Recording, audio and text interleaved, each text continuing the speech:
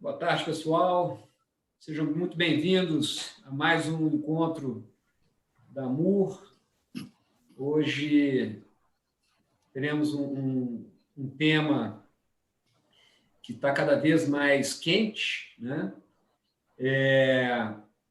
Nós vamos aqui fazer só um minutinho enquanto as pessoas acabam de ser trazidas para dentro da sala, para dentro do Zoom. Deixa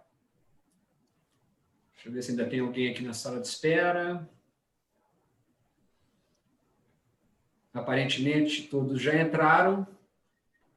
Então, vamos dar início a esse mais um encontro aqui da MUR, auditores e consultores.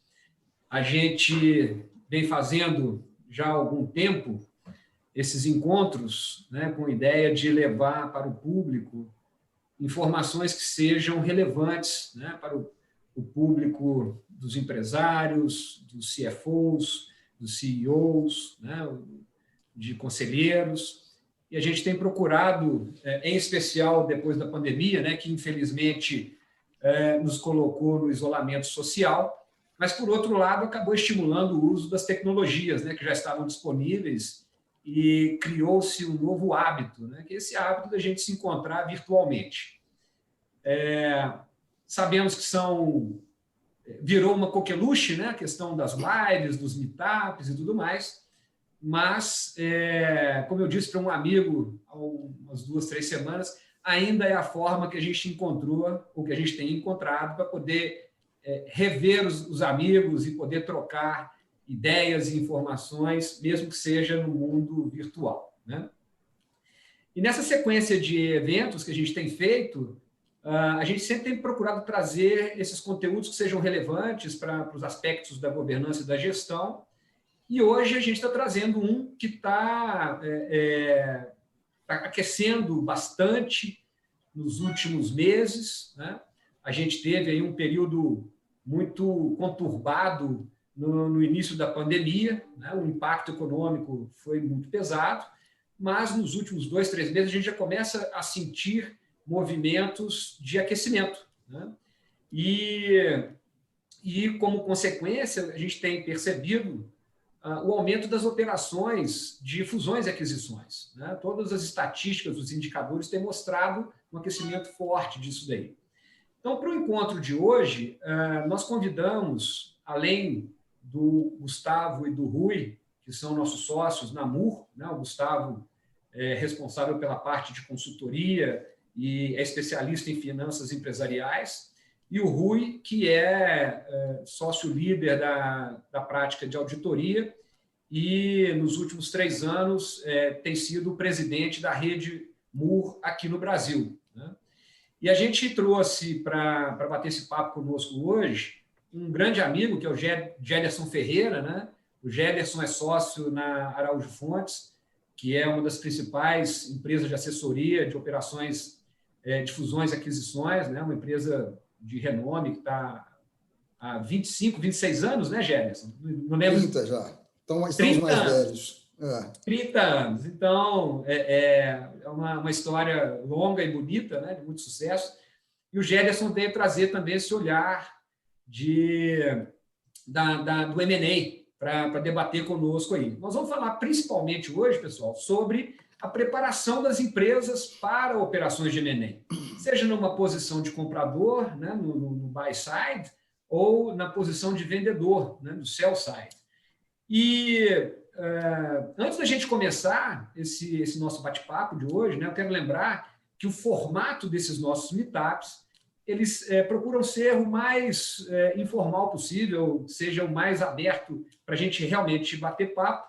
E eu convido a todos vocês que estão participando a colocarem suas dúvidas, seus comentários, qualquer tema que vocês queiram que os debatedores se aprofundem, coloquem suas posições aí no chat, porque aí a nossa equipe na retaguarda está fazendo aí uma curadoria dessas perguntas e na última etapa do nosso encontro de hoje, a gente vai tentar responder a grande maioria delas, ok?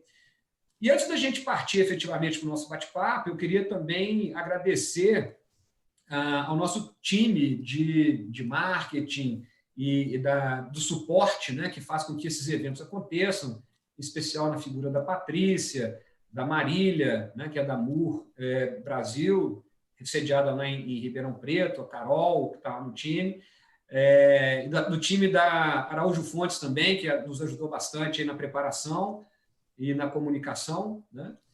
Não podemos deixar de reconhecer que sem essa turma esse evento não acontece, né? Bom, entrando um pouquinho então no nosso tema, já falei, né? A pandemia trouxe um impacto negativo no primeiro momento, só que no segundo momento a gente está vendo um aquecimento interessante, em especial por conta dos juros que baixaram no mundo inteiro. Então, existe hoje um excesso de liquidez nos fundos e tudo mais, e, obviamente, que esse dinheiro está vertendo da renda fixa para aplicações nas operações reais, nos ativos reais. Isso, obviamente, que acabou vindo para o mundo do M&A, das fusões e aquisições. E ontem, inclusive, tivemos uma informação super empolgante aqui para nós, mineiros, né? Que foi o aporte de Series A do fundo Warburg Pincus de 100 milhões de dólares na Take, né? Que foi um case que muito nos inspira. É muito bom a gente ver uma empresa que está aqui próxima de nós, que é bem do nosso dia a dia, chegando próximo de ser um unicórnio, né? E, obviamente, que isso não é só por conta do modelo de negócio deles, mas tem muito da preparação para fazer uma operação dessa. E aí, falando dessa questão de preparação e tudo mais, né, eu queria já passar a bola para o Gederson, como especialista da área de fusões e aquisições, para você nos falar um pouquinho desse cenário, Gederson. Como é que estão as perspectivas para o M&A? Se tem algum setor que tem maior propensão para essas operações. O que você pode contar para a gente, por favor? Bom, antes de mais nada, eu gostaria de agradecer aí o convite, né, para participar desse evento, cujo tema eu acho extremamente relevante. O convite que partiu de vocês três, o Marcos, Rui e o Gustavo, e agradecer também o time aí de back-office da MUR. E agradecer o Alan da OVO, que nos ajudou aí também na organização.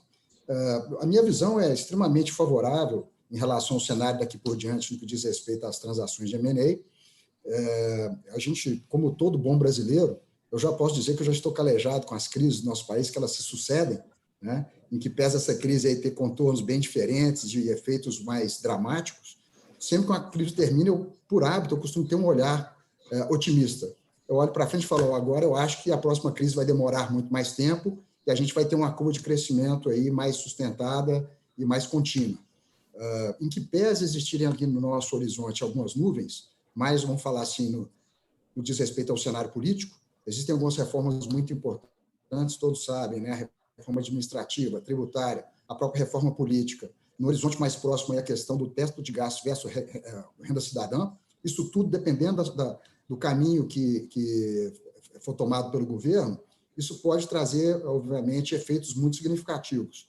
Espero que isso saia no formato próximo do que o mercado espera, porque certamente isso vai ser mais uma alavanca para o crescimento do país e por consequência das transações de M&A.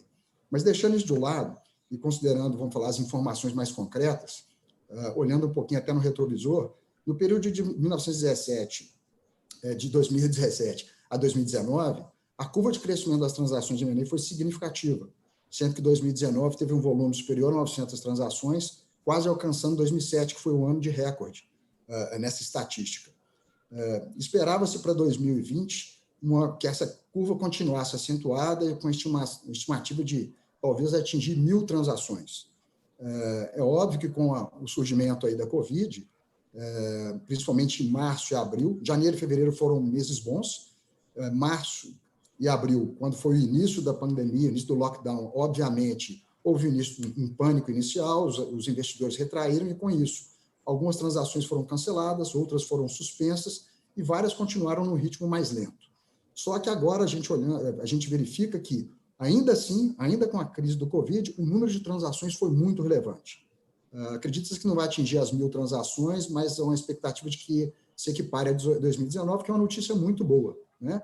E vários sinais, vários indicadores nos permitem acreditar que essa trajetória, que a janela positiva de M&A deve continuar em 2021. Né? O que o Marcos falou aí da queda da taxa de juros, isso é extremamente relevante, provavelmente seja até um dos principais fatores para esse volume expressivo ainda em 2020. Se a gente olhar para a Bolsa de Valores, para a B3, até setembro, em torno de 50 empresas fizeram o seu IPO, abertura de capital, ou follow-ons, ou seja, companhias abertas que fizeram novas captações na B3, o que é um número muito relevante e que até o final do ano espera-se que exista uma lista significativa de empresas aguardando o momento oportuno para também fazer abertura de capital. Então, essa notícia é muito boa, porque o mercado, isso sinaliza que os investidores estão acreditando na recuperação do país, e a gente pode também depreender disso que existe um movimento subsequente. Parte das empresas que captaram recursos na Bolsa o fizeram para ajustar sua estrutura de capital, porque estavam muito alavancadas, mas parte delas vão levar adiante uma estratégia de crescimento via aquisições. Então, eu acredito que vai ter agora, isso já vem acontecendo, parte dessa estatística certamente já é efeito dessas captações, mas isso deve ter uma continuidade daqui para frente. Então, essa alavanca ela vai continuar funcionando daqui por diante. Outros fatores que eu acredito que vão também contribuir para esse cenário positivo em termos de M&A, existe a questão também da depreciação do real frente ao dólar. Né? Nesse ano, o real é a moeda no mundo que mais se desvalorizou em relação ao dólar, algo em torno de 35%, que é uma desvalorização muito grande, que torna nossos ativos muito baratos frente a países que têm moeda forte. Né? Isso, por si só, já seria um motivo para o ingresso adicional de recursos externos, direto para a aquisição de empresas. Já vem acontecendo, mas não na dimensão que esse tipo de depreciação da moeda poderia motivar. Por quê? Por essas nuvens que ainda existem no horizonte político do país. Né? Mais uma vez, se essas reformas acontecerem em um formato próximo do que o mercado espera, eu não tenho dúvida que o crescimento do país vai ser maior daqui por diante e, por consequência, trazendo maiores transações no mercado de M&A. No que diz respeito a segmentos que devem se destacar, primeiro, até aproveitando o exemplo que você deu da Take, tradicionalmente, o segmento de TI costuma liderar as estatísticas, pelo menos em volume de transações. E acredito que isso vai continuar acontecendo, ainda mais porque aí tem um aspecto lateral, mas que eu acho que vai ajudar. Várias soluções surgiram no curso da Covid, né? Tanto para as pessoas quanto para as empresas. Várias ferramentas, elas ou já existiam e ganharam mais importância, ou surgiram novas soluções. E empresas de tecnologia de maior porte ou fundos de investimento, como o exemplo do Orbos Pincus, estarão atentos para essas oportunidades, porque podem trazer ganhos significativos. Outro fator segmentos que já seguiam movimentos de consolidação no período pré-Covid, continuaram esse movimento de olhar para o mercado, fazendo aquisições em segmentos específicos, e vão continuar. Eu acho que agora vão ganhar até uma atração maior, porque percebem que muitas empresas sofreram muito pela Covid, continuam sofrendo, e muitas vezes negócios muito, muito bons, mas que estavam alavancados ou que não conseguiram, por problemas de gestão, sair desse momento de forma satisfatória e se tornaram oportunidades para um investidor adquirir com um bom desconto. Né? Legal. Eu vou aproveitar esse seu ponto, Gérneson, que ele é extremamente relevante, né? Você fez uma explicação muito transparente da dinâmica do mercado, da economia, para estimular as operações de M&A. E esse ponto que você traz agora no final, da questão de como que as empresas estão saindo desse período mais crítico da pandemia, né? Umas estão saindo mais depauperadas, sofreram mais com o impacto, e outras, pelo contrário, estão saindo muito bem posicionadas, e algumas até com possibilidade de se capitalizar por operações de IPO ou alguma operação estruturada com fundo para poder fazer aquisições. Eu queria escutar do Gustavo ele que está mais ali dentro na preparação das empresas, no dia a dia, na implementação de governança, de práticas de governança e gestão.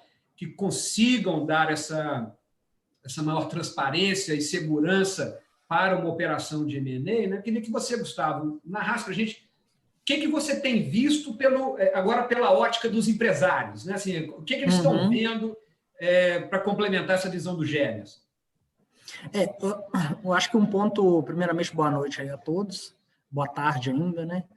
O que a gente pode dividir aí em dois grandes grupos, né? Óbvio que vai ter um detalhamento maior dentro deles, mas você tem aquele que entrou preparado na crise e conseguiu se ajustar às circunstâncias ali e conseguem sair numa situação favorável para pensar em movimentos estratégicos de crescimento e aproveitar as oportunidades.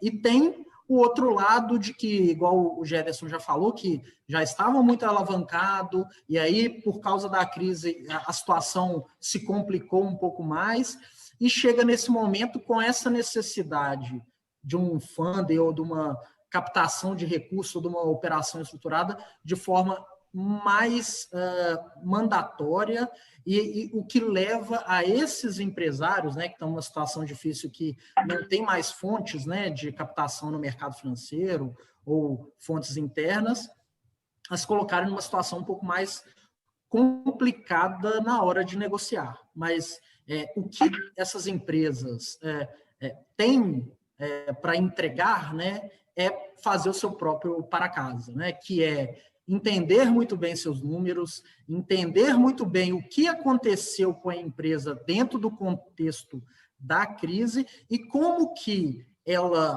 pode aproveitar por causa de uma mudança de forma de trabalho, modelo de negócio, nova estratégia, e que ela tem oportunidade ali de crescer ou de retomar, mas o que falta é desalavancar, funding, reduzir custo de dívida, ter um fôlego, e a partir desse entendimento, desse domínio dos números e até dos riscos envolvidos na sua própria operação, conseguir uma negociação mais favorável quando você está na situação de alguém que, vamos colocar assim, com o pires na mão, né? Eu preciso de dinheiro, senão meu negócio não vai conseguir alavancar.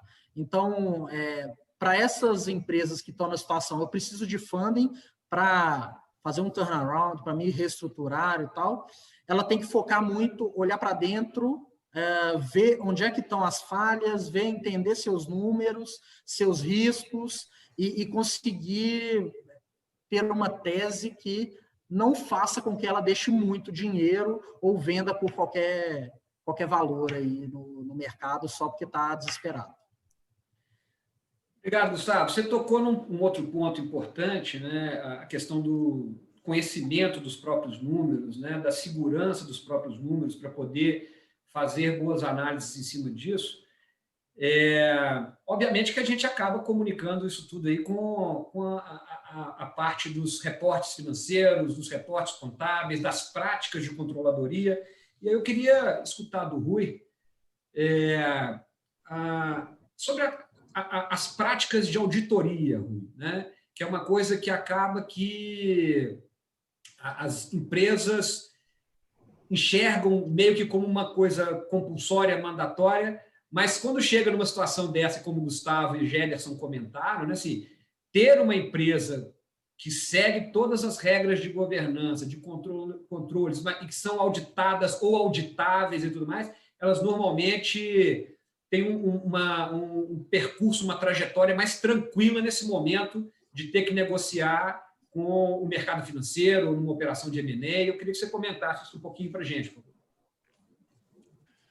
Ei, Marcos, boa tarde, Gustavo, Gederson, boa tarde a todos. Marcos, sem dúvida, uma empresa, a gente falando em processos aí, possíveis processos de M&A, de funding, né? Uma empresa com uma boa governança, uma empresa auditada, com bons controles, ela tem muito mais chance de fazer bons negócios e ter sucesso nas operações. Costumo dizer que a auditoria é um dos pilares, né, da boa governança.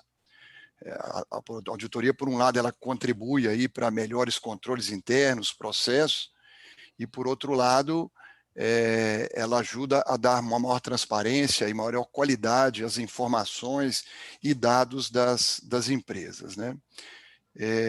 Eu acho que um trabalho de auditoria que busca realmente identificar possíveis deficiências, falhas ali de controles, de processos, apresentar recomendações, sugestões de melhoria, ela vai proporcionar um amadurecimento da gestão, da governança, um amadurecimento do negócio como um todo.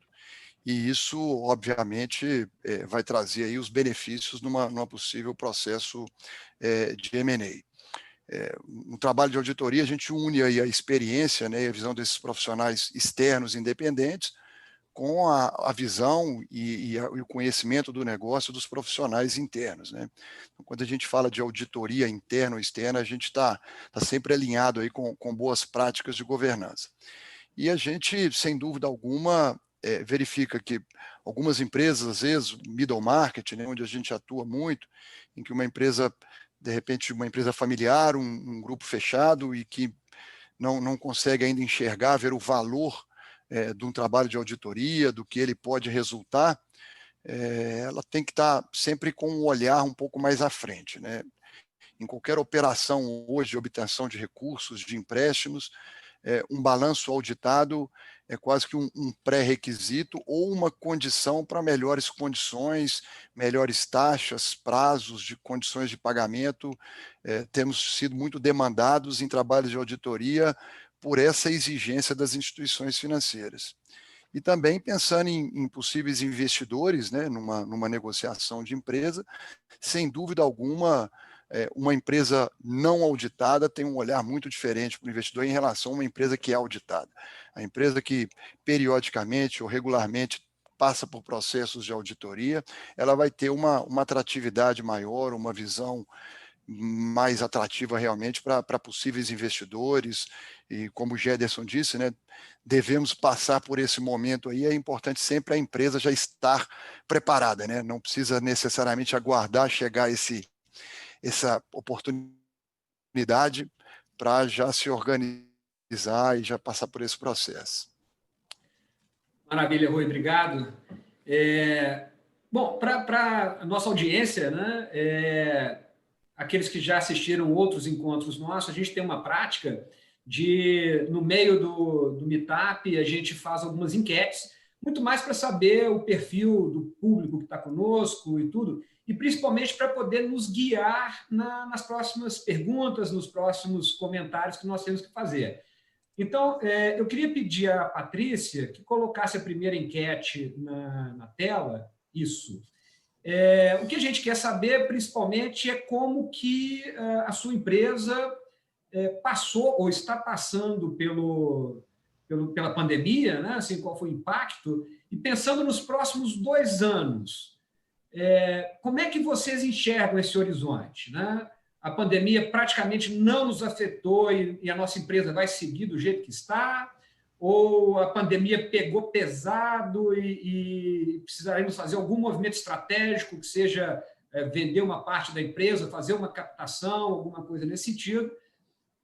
A terceira alternativa ali, né? Se saímos da pandemia numa posição favorável, mas pretendemos seguir do jeito que estamos, não vamos fazer nenhum movimento mais agressivo. E a quarta alternativa é saímos da pandemia numa posição muito favorável e queremos aproveitar as oportunidades. A gente quer ir a mercado e fazer eventuais aquisições, fazer operações de fusões, aproveitando que nós estamos bem posicionados e existem oportunidades aí no mercado, né? Então, já temos aí um bom número de respostas. 1 minuto e 20 de aberto, 1 minuto e 30. Vou dar mais 10 segundinhos para ver se tem mais alguém.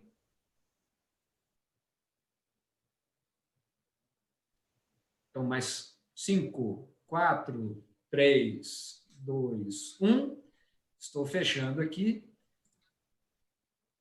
e vou apresentar os resultados para vocês.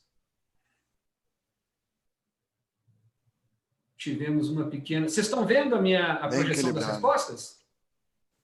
Sim?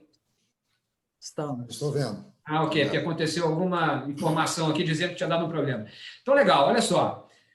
De maneira geral, está bem distribuído, né? Nós tivemos aí empresas, a maior resposta foi essa, saímos numa posição favorável e pretendemos seguir como estamos, mas tem gente que está em situação complicada, tem gente que está em situação positiva e pretende ir às compras, e, enfim, que bom que nós temos esses diversos perfis, porque a gente programou então, a nossa sequência para a gente falar exatamente de como que é necessário a gente... Estou com alguma... Ok, tá certo? Vamos lá. Como é que as empresas estão se preparando para esses novos momentos que virão, né? Seja numa posição de compradora, numa posição de vendedora, né? E aí, falando da questão de maturidade de governança e gestão, né, que o primeiro bloco foi bastante o que a gente falou, eu queria convidar o Gustavo também para comentar um pouco, Gustavo, sobre o que é crítico quando a gente está falando dessa questão da governança e da gestão. Assim, o que é fundamental para a empresa alcançar um grau de maturidade mais elevado? Quando a gente fala de maturidade, né, de governança e gestão, normalmente a gente trabalha baseado em 3 pilares dessa maturidade, né? Uma é em relação a quais processos, políticas, controles que estão implementados e são considerados pela empresa, né? O outro pilar é a questão da tecnologia. Então, muito dos processos, políticas e controles, eles só conseguem ser bons, efetivos e funcionais se você tiver apoiado por uma boa tecnologia, que seja ERP ou sistemas especializados em algum processo, algum sistema. E o terceiro pilar é o pilar das pessoas. Então, a gente fala eu posso ter os melhores processos, as melhores políticas, os melhores sistemas. Se eu não tiver pessoas com competência, com qualificação, com engajamento e com a cultura de governança e de compliance e de controle, nenhum dos outros pilares vão se sustentar. Porque se a cultura não for favorável a seguir as normas, ter os controles, ter os registros, você vai ter que criar cada vez mais burocracias, mais travas, mais sistemas para garantir que você tenha todas as informações que vão ser a base para se analisar o resultado da empresa, analisar o desempenho da empresa e ver se a empresa tem potencial, tem resultado, tem potencial futuro, tem valor. Então, essas práticas, né, que a gente trata, processos, pessoas e tecnologia, elas são fundamentais para criar uma estrutura de governança e de gestão que agrega muito valor para o negócio. A gente já viu, conversando, né, com implementadores SAP e tal, eles trazem estatísticas até de falar, olha, ter o SAP, que é um ERP mais utilizado do mundo, implantado dentro da empresa, isso aumenta o valor em X% do valuation. Eu não lembro agora especificamente o número, mas na apresentação institucional deles, eles têm uma pesquisa que fala, ter o SAP aumenta o valor do negócio. E o que é ter o SAP, um ERP? É governança, é controle, é compliance, é segurança de que aquilo que a norma define, ou os controles determinam, você vai ter que seguir o procedimento do sistema para conseguir executar. Então, isso aumenta valor. Então, quando a gente fala de maturidade e governança, é até difícil você colocar isso em valor, né, em números, mas isso aumenta muito o valor para o negócio, mas é um caminho longo, trabalhoso, que envolve cultura, que envolve investimento também. Não é um negócio que dá para ser feito em cima do laço, né? A empresa, de repente, foi abordada por um potencial investidor, por um potencial adquirente, e não é um processo que dá para virar da noite para o dia, né? É um negócio que você tem que, como você falou, é uma estruturação de médio e longo prazo, né? Mas pensando você falou muito de processo, de controles e tudo mais, a gente teve no meio do caminho um cataclismo, um negócio completamente inesperado, né? Eu costumo brincar assim, que eu duvido que qualquer comitê de risco dentro de uma empresa teria um dia imaginado um risco de uma pandemia como essa que a gente está vivendo, né? E eu queria que o Rui comentasse, Rui, assim, como é que isso impactou a questão da auditoria em si, né? Assim, a gente tem que ter algum cuidado especial na questão das demonstrações financeiras de 2020, na auditoria de 2020. Tem algo que deva ser salientado, que seja específico por conta do impacto da pandemia? Marcos, temos sim, né? Eu acho que alguns aspectos. Eu acho que o primeiro ponto a ser destacado tem a ver, dentro que o Gustavo colocou, com a parte de tecnologia, né? Nós, de repente, de quase que um dia para o outro, de uma semana para outra, tivemos uma nova realidade em que as empresas que habitualmente trabalhavam toda a sua parte contábil, financeira, fiscal, departamento pessoal, etc., de uma forma presencial nas empresas, passaram a ter que desenvolver esses trabalhos que não puderam parar em momento algum, né, que todos com prazo, trabalhos que tinham que ser feitos diariamente de uma forma remota. As ferramentas tecnológicas já existiam, né? A grande maioria. O que nós tivemos, na verdade, foi um momento de adaptação, adequação, ou eventualmente até aperfeiçoamento de algumas dessas tecnologias, né? Mas isso, obviamente, traz alguns aspectos de risco, né? Tem toda adaptação, toda mudança drástica, ela tem aí alguns riscos de algumas rupturas. O segundo ponto que a gente tem que destacar é a questão de limitação do trabalho, desculpa, à distância, né? Que tem que ser sim um ponto de atenção especial, olhando agora na ótica do auditor, né? Algumas limitações que a gente tem na questão de avaliação de controles internos, entendimento do negócio, aquela questão do feeling que às vezes o auditor tem quando ele está ali na empresa, que ele conversa, quando ele sente a realidade, sobretudo quando está fazendo um primeiro trabalho de auditoria numa empresa, o que a gente chama ali de princípio de observação. Por mais que as tecnologias elas nos proporcionem uma série de recursos, mas isso fica de alguma forma prejudicado. Então, esse é um ponto de atenção. Os próprios contadores, os departamentos pessoais, fiscais, etc., passaram por uma situação de adaptação no trabalho à distância, remoto, e os auditores, já existia trabalho parcialmente remoto, mas de repente ele se tornou 100%, né?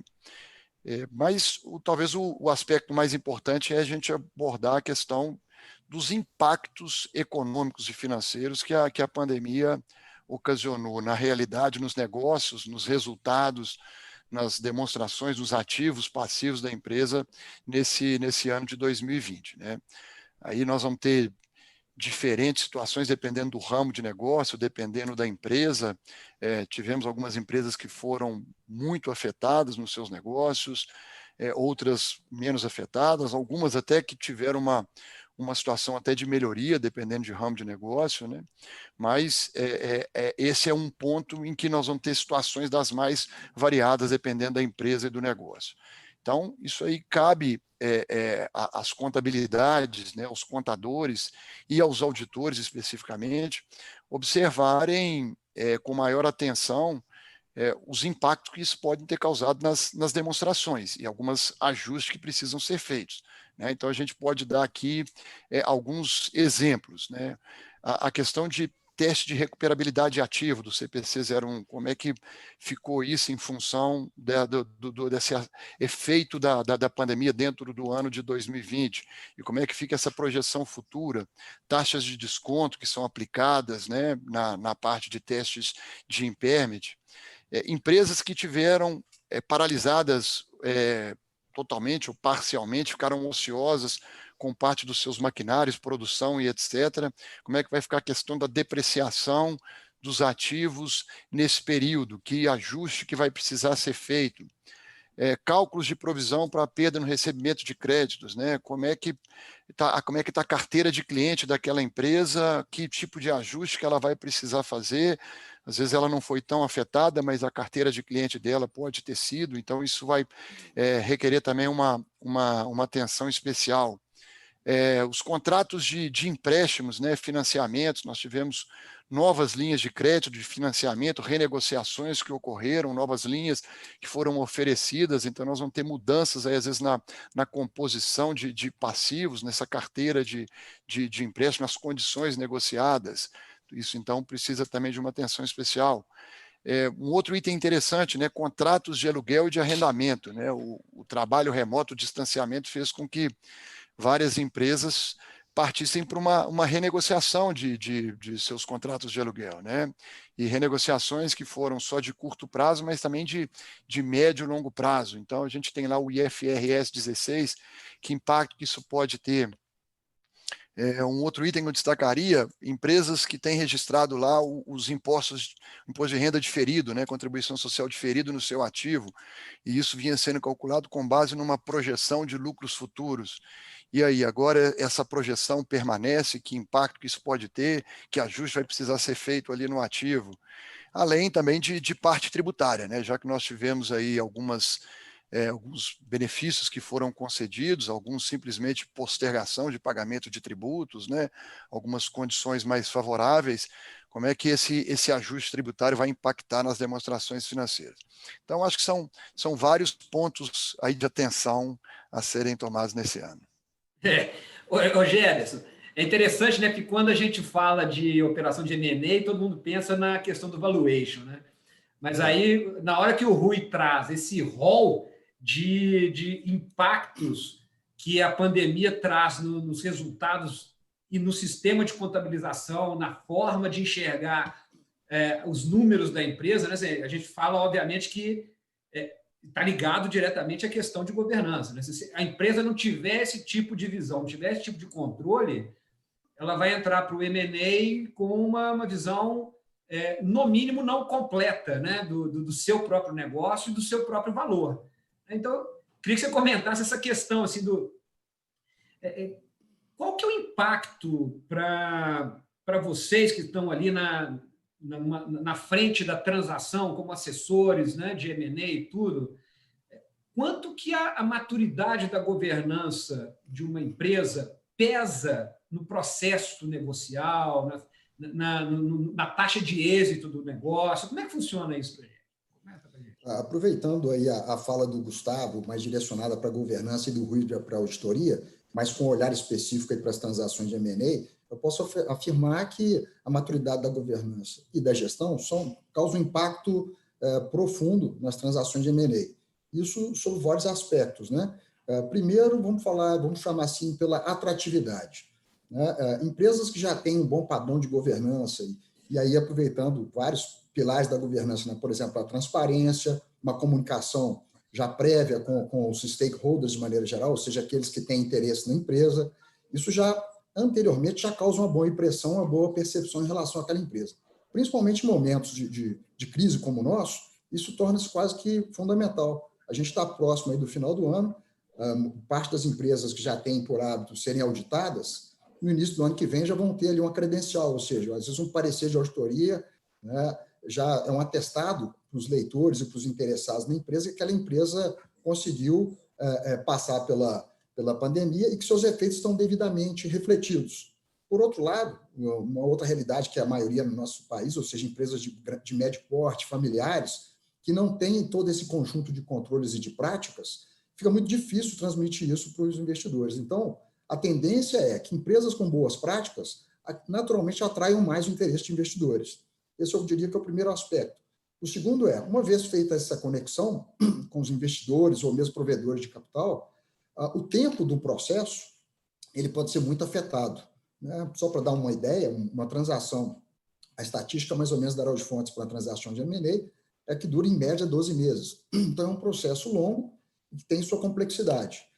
Empresas que têm, então, um bom padrão de governança acabam favorecendo o trabalho do assessor, favorece o time interno, obviamente, e favorece o time do outro lado, quando da diligência. E isso em todas as etapas. Desde o momento que o assessor faz o entendimento da empresa, o entendimento do negócio, entende o mercado, elabora o valuation, elabora o material de roadshow e, por fim, e o mais significativo, a empresa entra na diligência,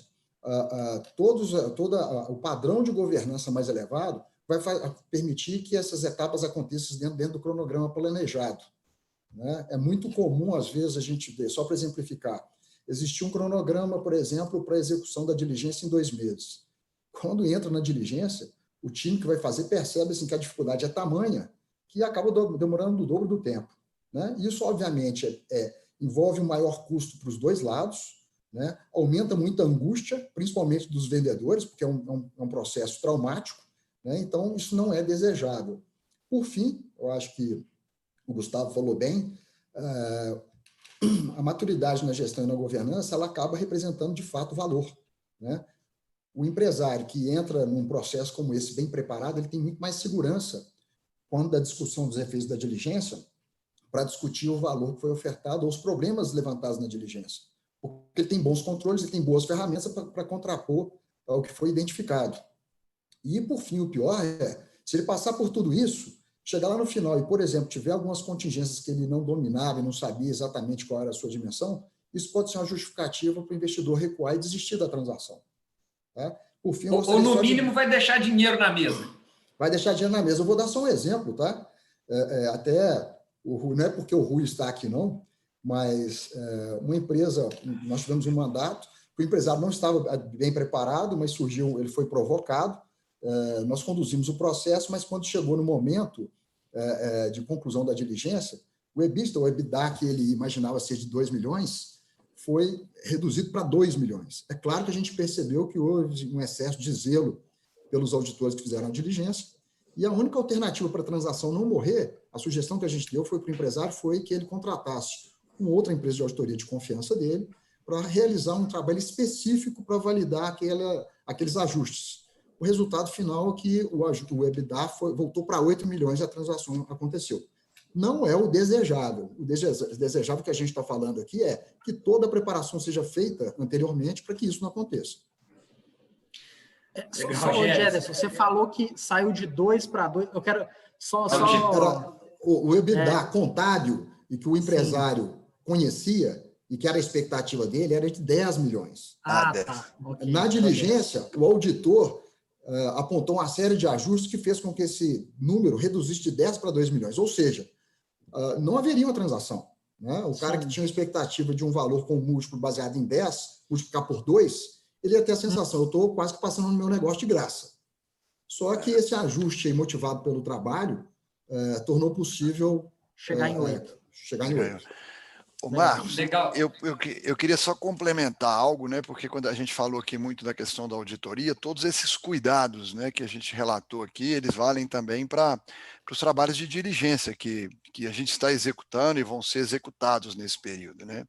Nós vamos ter vários impactos aí na execução do trabalho da diligência e aspectos a serem considerados nessa verificação de apuração de EBITDA das empresas e tentar entender também o que são impactos momentâneos causados pela pandemia, daquilo que são impactos permanentes, né?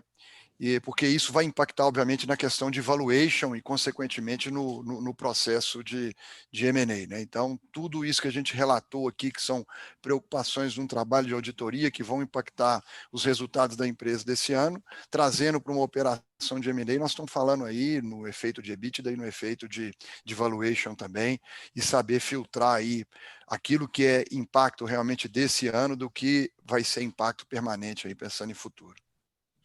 Rui, já que você comentou isso, uma uma dúvida que muita gente sempre tem, uma dúvida natural. A due diligence, ela acaba acontecendo, o Gederson narrou isso, assim, meio que do meio para o final do processo do M&A, né? Você tem um primeiro momento de aproximação e tal, mas eu queria que você comentasse também a possibilidade da pré-due diligence, né? Assim, depois eu vou pedir para o Gederson também comentar essa mesma situação da pré-due diligence, né? De a empresa, por conta própria, já fazer essa due diligence dela para que ela conheça os seus próprios riscos e tudo mais, né?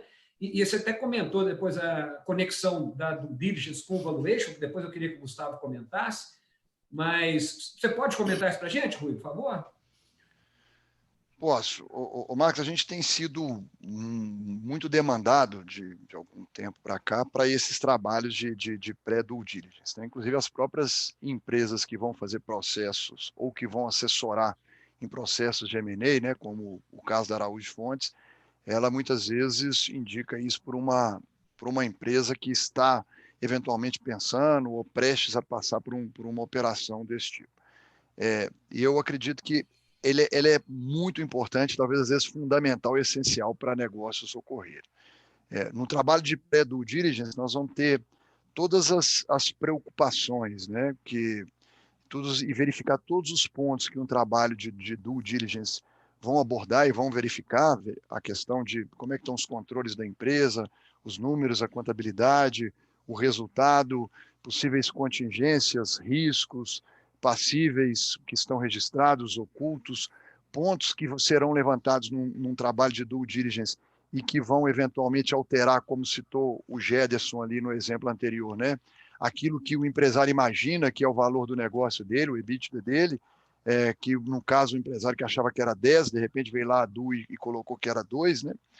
E você fazendo esse levantamento prévio, de uma forma mais consultiva, inclusive, você tem condições de orientar e recomendar possíveis ajustes que podem ser feitos tanto na parte contábil, quanto na parte de controles da empresa, como na parte tributária, nas apurações dela, parte trabalhista, previdenciária, e com isso a empresa estar adequadamente preparada para o momento que ela vai passar para a DUI.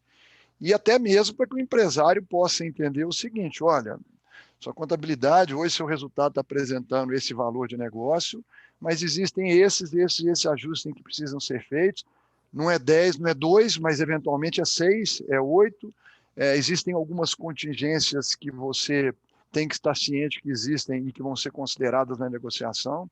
Então, acho que o trabalho de pré-due, eu vejo ele como algo muito importante, não sei a visão do Gederson como a pessoa que está lá no processo fazendo o M&A, né? Então, esse entendimento, essa leitura, e a gente acaba, muitas vezes, que o empresário é surpreendido e aí, de repente, ele repensa, pô, não é a hora de eu fazer isso, não, eu preciso esperar 1 ano, 2 anos, preciso ajustar, preciso tomar algumas medidas aqui. Ele talvez não tenha a devida dimensão, né, assim, das decisões que ele tomou no passado, de adotar determinadas práticas e tudo mais. Qual que é o impacto disso no valuation, né, Gustavo? É isso que eu queria que você comentasse também. Eu acho que o Gederson trouxe um exemplo muito bom aqui para a gente, é que vários momentos, né, quando você vai fazer o valuation, você faz ele baseado nas informações que a administração, né, ou os executivos, a empresa disponibiliza. E aí até um disclaimer em qualquer laudo, né, avaliação que a gente faz não estamos fazendo um processo de auditoria. Então, estamos partindo do pressuposto que aquilo é a realidade. É óbvio que quando a gente está fazendo valuation, a gente tem identifica algumas práticas que você fala, essa prática aqui, ela gera um passivo, uma contingência, que a gente não pode colocar isso no valor do negócio.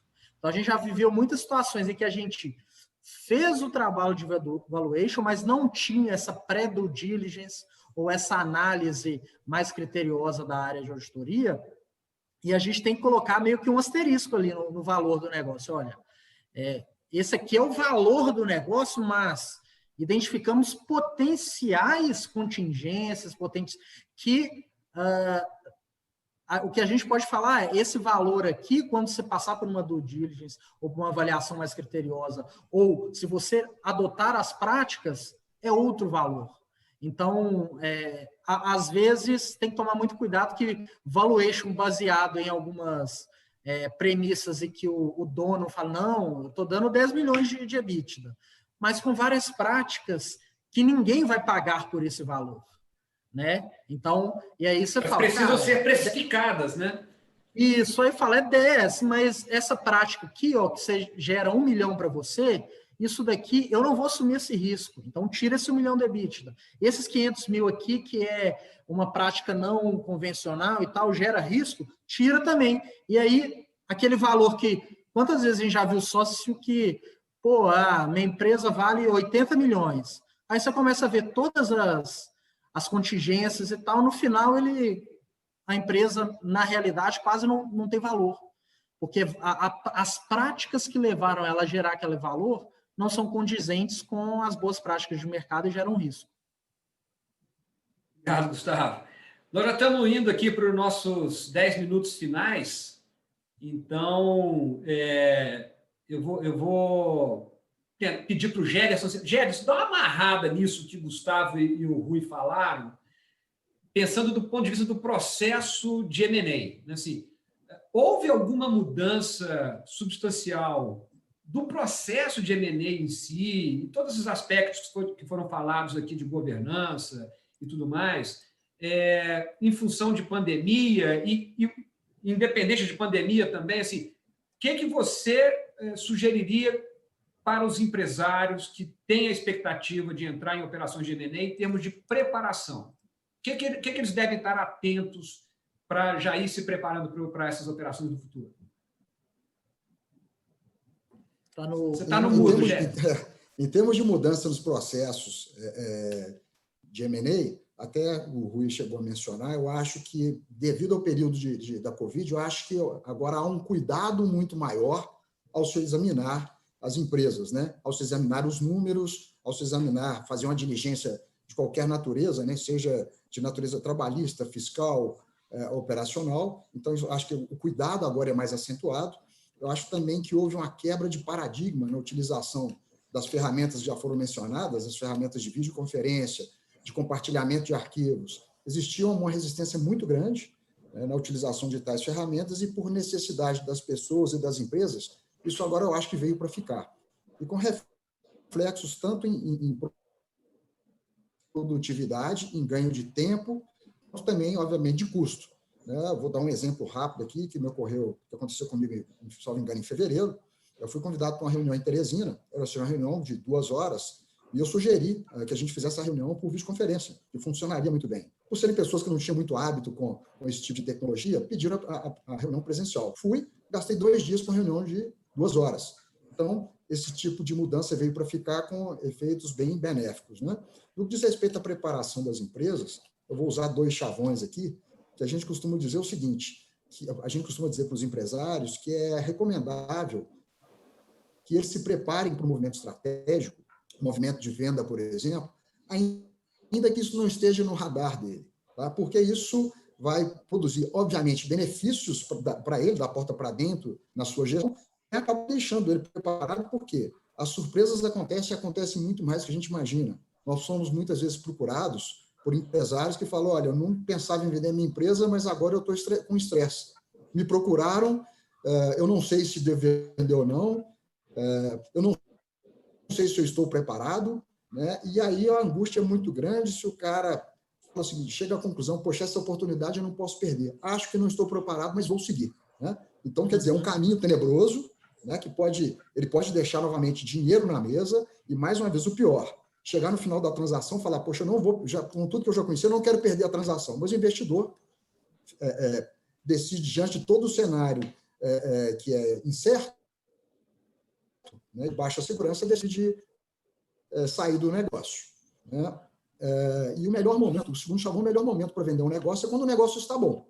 Né? O negócio vai muito bem. E por que isso? Porque aí o empresário não tem nenhuma pressão na venda, ele pode seguir todo o processo by the book, né? Seguindo todas as etapas, sem pressão, e isso faz com que ele procure o melhor investidor de acordo com o movimento que ele quer fazer, e eu vou falar o mais importante, com a facilidade de dizer não. Se ele sentir que tem uma proposta de segurança, ele vai estar tranquilo para não. O empresário que busca um movimento por necessidade, ele pode ser pressionado ao ouvir uma proposta que não é a mais adequada, mas por pressão e necessidade ele é obrigado a aceitar. Então, essa diferença é muito grande. Então, tudo que a gente falou em termos de governança e de auditoria, a recomendação é: prepare-se, façam, tá? Mesmo que não tenha no horizonte, mais uma vez, algum movimento estratégico já delineado. Maravilha, Géderson, muito obrigado. Nós estamos aqui nos últimos 5 minutos e a gente tem umas perguntas já aqui no chat. A Patrícia está me mandando. Não sei se a gente vai conseguir responder todas, mas a gente vai tentar ir o mais rápido possível aqui. Bom, primeiro eu queria só registrar aqui a Fernanda Castro, que comentou, Gustavo, quando você estava falando lá daquela triangulação de pessoas, processos e tecnologia. Ela colocou que a parte da cultura da companhia, com foco em resultado e tal, te elogiou aí, dizendo que foi uma excelente colocação. Obrigado, Fernanda. E o Marcelo Galassini, ele fez aqui algumas perguntas, assim, quais seriam os benefícios que as empresas de middle market têm ao serem adquiridas, né?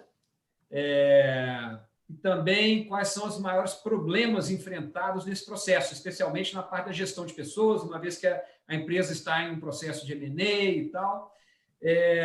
Aí eu deixo a bola quicando aí no campo aí dos 4 debatedores, né? Eu também vou me colocar nesse ponto, mas não sei se o Géderson está ali com alguma dificuldade de sinal. Tenho a impressão que o sinal do Géderson...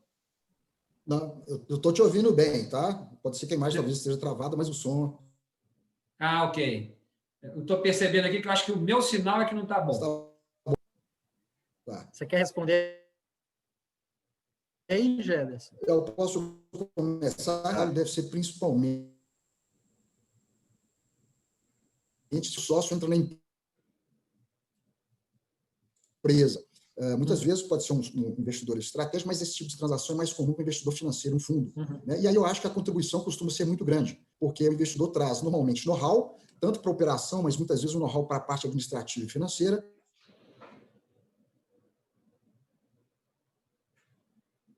Maior facilidade de acesso a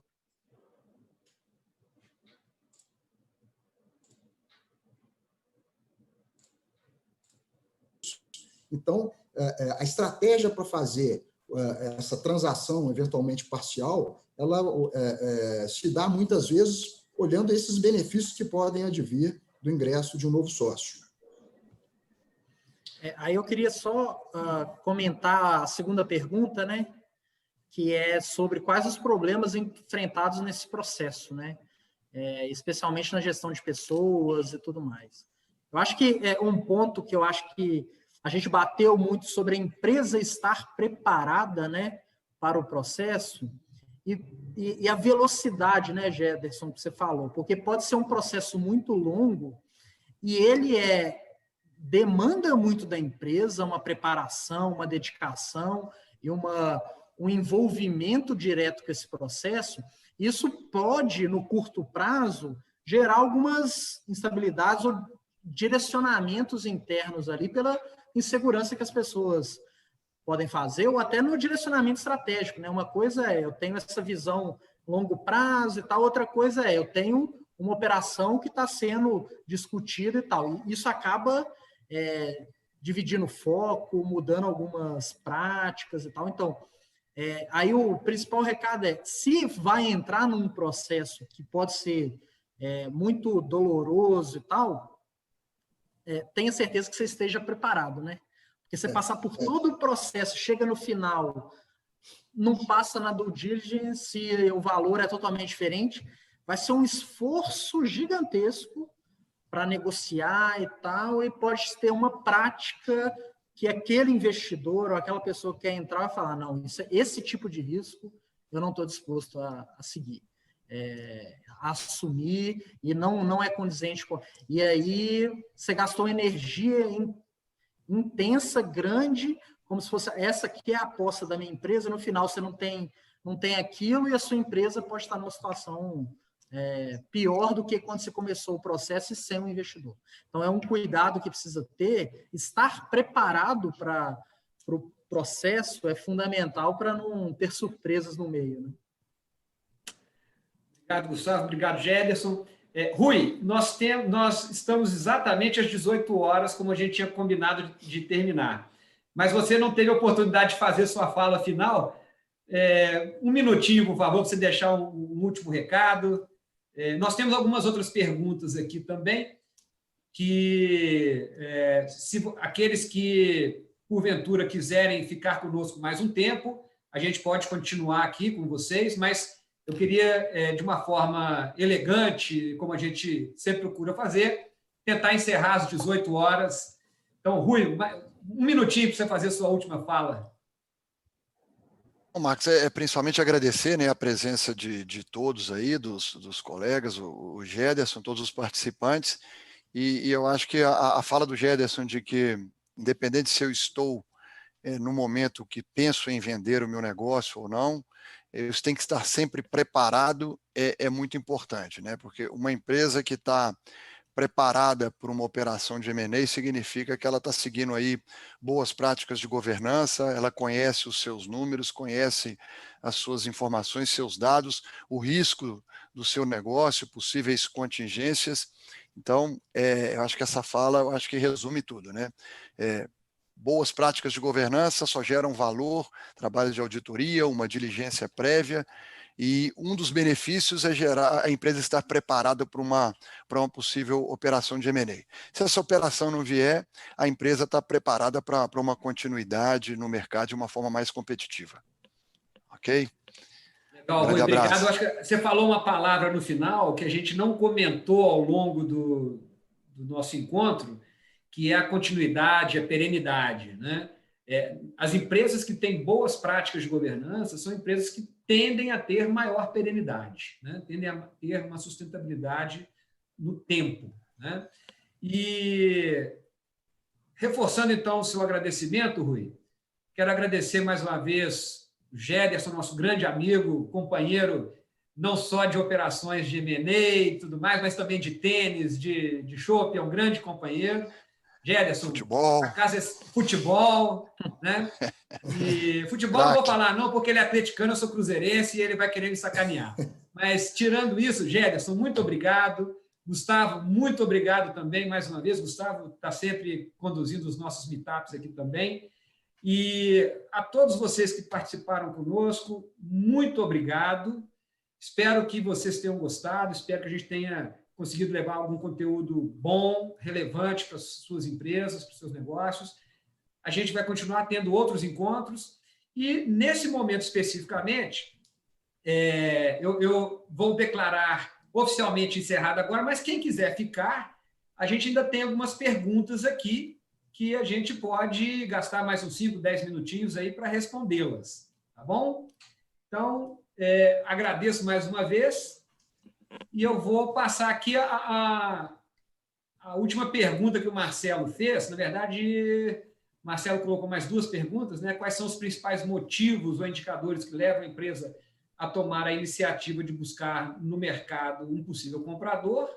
Né? Eu acho que nesse ponto, Marcelo, a gente já comentou um pouco das questões de ou estar num momento de dificuldade, ou ter alguma limitação de competências, ou de braços de acesso a determinados mercados ou a capital, que acaba funcionando como o estímulo para que as empresas busquem alguma operação estruturada de M&A. Né? Marcos, você permite só um complemento? É um item, porque é um item que costuma ser relevante, é a questão de sucessão, tá? Empresas familiares que às vezes não têm uma sucessão, o único caminho que resta às vezes para o empresário é buscar a venda do seu negócio. Só complementando sua fala. Fantástico, Gederson. Você lembrou um ponto crítico, né? Esse é um ponto que, quando eu falei de perenidade das empresas, né, da sustentabilidade no tempo, essa questão da sucessão é algo importantíssimo e que deve ser tratado na governança, né? Aí, já aproveitando esse ponto, o Marcelo também trouxe uma outra pergunta aqui, numa situação em que uma empresa com 3 sócios tem um majoritário, e o majoritário tem um interesse de vender a empresa, independente de qual é o motivo, mas esse sócio majoritário manifestou interesse. E aí a pergunta é como tratar essa questão dos diferentes interesses, né? O majoritário quer vender, os minoritários não obrigatoriamente têm o interesse. E aí, Marcelo, eu vou só levantar a bola aqui, depois deixo Gederson, Gustavo, Rui comentando. Isso normalmente deveria ser tratado num acordo de acionistas, né? Num acordo de sócios, que também é parte importante da governança, né? É algo que está ligado à preparação. É um risco, né, Gederson? Se entrar em negociações e os sócios não estarem alinhados, no meio... Nós temos um cliente em comum que, no ato da assinatura, não sei se você lembra desse caso, lá para 2008, mais ou menos, no ato da assinatura, um dos 3 sócios falou assim, eu não assino. Os outros 2 já tinham assinado no seu escritório, né, Gérez? Sim. Marcos, eu lembro, e além desse aspecto, tem uma outra questão, né? Se não há alinhamento entre os acionistas num movimento como esse, e desde o início o investidor percebe, eu imagino que a maioria dos investidores possa desistir. Porque ele vai ter a percepção, eu vou entrar no negócio, às vezes vou fazer um investimento muito relevante e vou entrar num ambiente de estresse com os meus futuros sócios, né, que não me desejam ali. Então, é uma situação que pode tornar o movimento mais complexo, mais difícil de acontecer, né, e pode afugentar os investidores. Então, o alinhamento prévio ele é muito importante, né? E mais, isso pode acontecer também uma transação entre os sócios. Se tem um querendo sair, os outros querem ficar, primeira coisa, vocês não querem adquirir minha parte? Né? Em vez de fazer uma venda para terceiro, então tem uma série de discussões prévias aí antes de levar a cabo um movimento como esse, com esse tipo de estresse. Exatamente. Rui e Gustavo, querem comentar? Eu acho que... Rui, você quer falar alguma coisa? Não, eu acho que é nessa linha mesmo, né? Se um quer vender, 2 não querem vender, a primeira coisa é se alinhar internamente, porque não tem jeito de começar uma operação, desde uma eventual pré-DUI, o que quer que seja, dentro de um ambiente desses, né? Então, aí, acho que o mais importante é contratar talvez uma consultoria para apoiar a empresa, os sócios, primeiro para definir qual a estratégia que ela vai adotar, né? E aí, a partir daí, se é um que vai comprar do outro, se vai entrar um novo investidor, se esse que quer sair vai vender para os que vão ficar, ou ele vai vender para um investidor externo. Quer dizer, sem um alinhamento interno, você corre o risco até de partir por uma cisão da empresa, aí vira um perde-perde, né? Acaba virando ninguém ganha numa situação dessa. Exatamente. O Rui, tem um xará seu aqui, o Rui Miranda, que fez aqui um comentário, sugestão, né, de fazer trabalhos de consultoria em sucessão. E aí, o Rui Miranda, eu vou me permitir fazer um comentário importante na sua linha. Tá? Quando a gente fala de governança, e tem um outro termo que está associado, que é a parte de profissionalização da estrutura de gestão. É muito comum também a gente ver as empresas de capital familiar, principalmente, em que os sócios fundadores ou seus sucessores, eles estão ali na gestão e a empresa acaba sendo muito dependente deles. Um potencial investidor, um potencial comprador, precifica isso também para baixo, porque ele faz o seguinte raciocínio: ok, na hora que eu adquirir essa empresa e esse sócio que está na linha de frente da gestão não estiver mais, será que essa empresa continua sendo tocada com a mesma qualidade? Será que ela continua dando os mesmos resultados? Qual que é o impacto dessa falta de profissionalização no corpo executivo? Então, quando a gente está falando de sucessão, a gente tem que pensar não apenas na sucessão do ponto de vista hereditário, né, assim, do patrimonial, ou seja, os acionistas que estão passando o controle acionário para os seus sucessores, mas também pensar na sucessão de gestão, na sucessão de executivos. Quais são os executivos profissionais que estão aptos, estão preparados para poder assumir a gestão executiva e profissional do negócio? Na falta do fundador, dos sócios que estão ali na gestão. Esse é um outro ponto muito crítico, que conversa diretamente com a questão de governança, de valuation da empresa e de práticas, as melhores práticas do mercado, né? Ô Marcos, só complementando, o Rui, meu xará, eu acho que ele está num caminho muito certo. Nós estamos, nesse momento, exatamente iniciamos aí já tem uma semana, um trabalho de uma pré-due diligence no negócio dele. Ele é um empresário que está vivendo exatamente isso, um pouco que a gente conversou aqui. Já surgiram interessados, um negócio interessante, aí, inovador e que está crescendo, e ele está justamente fazendo esse dever de casa, conhecendo primeiro, vendo, arrumando a casa, etc., para pensar se ele vai avançar ou não nesse futuro negócio de uma venda ou não, ou qualquer decisão que ele venha tomar. Então, Rui, um grande abraço. Obrigado pela sua presença. Obrigado, Rui. Temos aqui a última do Marcelo. Mais uma pergunta, se permite? Permito, sim, Marcelo, com certeza. Se uma empresa familiar estiver dentro de uma holding familiar, neste caso, ela seria mais bem vista na hora da venda? Aí, Gérson, quer comentar? A questão da estrutura. Eu acho que aí depende, né? Eu acho que tem uma questão até tributária. O ideal é até que a empresa esteja ligada diretamente aos acionistas, porque, em tese, você vai pagar menos imposto de renda nessa transação, né? Mas isso é uma regra geral. Dependendo do caso, pode ter que ter algum ponto favorável aí, dependendo da estrutura que tiver a holding familiar com essa empresa. Mas, regra geral, olhando o aspecto tributário, a estrutura não é a ideal. Aí essa questão de estrutura societária, né, pensando pelo olhar, porque aí você tem que analisar por vários prismas, né, Gérson, e Rui, principalmente, o Rui na parte tributária e tal. Do ponto de vista de processo sucessório, né, para os herdeiros, talvez possa ter algum benefício. Porém, numa operação de M&A, como o Gérson falou, pode ser trazer um impacto negativo na parte tributária, né? Então, não existe, sabe, Marcelo, uma resposta pronta, não existe solução de prateleira.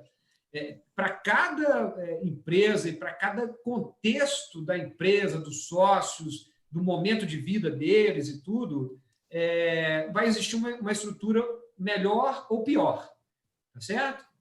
Aí tem situação de fundos, os FIPs, né, os fundos de participações e tudo, são alternativas de modelagens que tem que ser analisada à luz de cada caso. Não tem como criar uma situação específica. Não é isso, Rui Rui Gérson?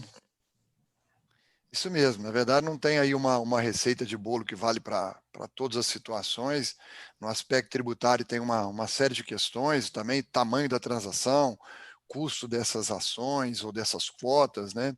Mas como o Gérson disse, regra geral, a tributação tende a ser menor o ganho de capital, a tributação na pessoa física, mas isso não vale para todos os casos, todas as situações, e o aspecto tributário é um dos aspectos importantes, obviamente, a serem considerados, né?